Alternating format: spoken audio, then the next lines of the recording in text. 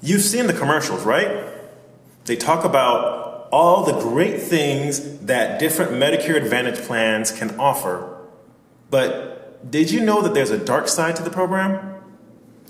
When it comes to coverage for different health issues, there's often a trade-off, but others have documented that fact better than I can.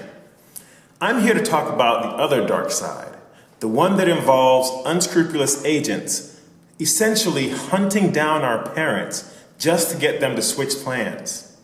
Again, and again, and yet again. All in the same year. I mean, talk about Groundhog Day. And our parents suffer because the plan switch makes commission money for the agent, while our parents end up coming out of pocket for services and procedures that should otherwise be covered. Frustrating. At the next session of our Protecting Aging Parents from Financial Ruin workshop, we talk about how to catch the signs of this problem and protect our parents from the hunt.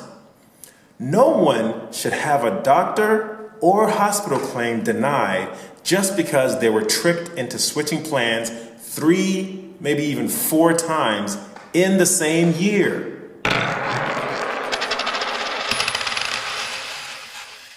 Thanks for watching. A registration link is in the video description.